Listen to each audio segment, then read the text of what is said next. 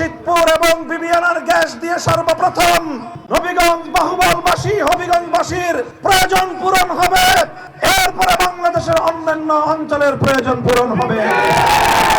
পশ্চিম পাকিস্তানি খান পাঠানদের মতো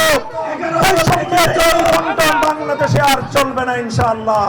আমি বলতে চাই এই 11 দল ইনশাআল্লাহ ঐক্যবদ্ধ হয়েছি, কোন নেতার নেতৃত্ব প্রতিষ্ঠার জন্য নয়, কোন দলের নেতৃত্ব প্রতিষ্ঠার জন্য নয়, কোন জোটকে ক্ষমতায় নেওয়ার জন্য নয়। 11 দল ঐক্যবদ্ধ হয়েছে বাংলার 18 কোটি মানুষকে তাদের ক্ষমতার প্রাপ্য বুঝিয়ে দেওয়ার জন্য। আমরা ঐক্যবদ্ধ হয়েছি বাংলাদেশকে ক্ষমতায় নেওয়ার জন্য। আধিপত্যবাদী শক্তি আর বাংলার ক্ষমতার মসনদ দখল করতে পারবে না ইনশাআল্লাহ। তাই আপনারা ঐক্যবদ্ধ থাকবেন। প্রত্যেকটি মানুষকে, প্রত্যেক ধর্মাবলম্বীদেরকে যার যার প্রাপ্য ইনশাআল্লাহ আমরা করায় করায় ইনশাআল্লাহ পাই পাই করে হিসাব বুঝিয়ে দেব। হিন্দু, বৌদ্ধ, খ্রিস্টান সহ যত মাইনরিটি কমিউনিটি আছেন, আপনারা নিজেদেরকে সংখ্যালঘু ভাববেন না। আপনারা আমাদের ভাই। যে যত দুর্বল বাংলাদেশে 11 দলের মাধ্যমে সে তত সবল থাকবে ইনশাআল্লাহ।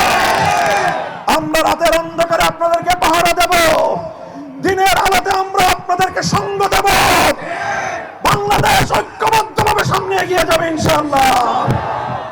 রশিদপুরের গ্যাস, বিবিআনার গ্যাস আল্লাহর রাসূল সাল্লাল্লাহু আলাইহি ওয়াসাল্লামের নীতিমালা অনুযায়ী, ইসলামের নীতিমালা অনুযায়ী তুখাযু মিন আগনিয়াহিম ওয়া তুরাদ্দু আলা ফুকারাইহিম, যেই এলাকার যেই প্রাকৃতিক সম্পদ আল্লাহর ফয়সালা মতে সেই প্রাকৃতিক সম্পদ সর্বপ্রথম সেই এলাকার মানুষের হক।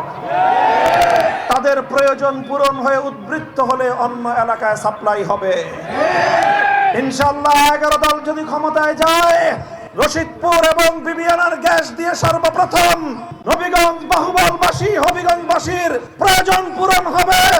এরপরে বাংলাদেশের অন্যান্য অঞ্চলের প্রয়োজন পূরণ হবে। পশ্চিম পাকিস্তানি খান পাঠানদের মতো বাংলাদেশে আর চলবে না ইনশাআল্লাহ।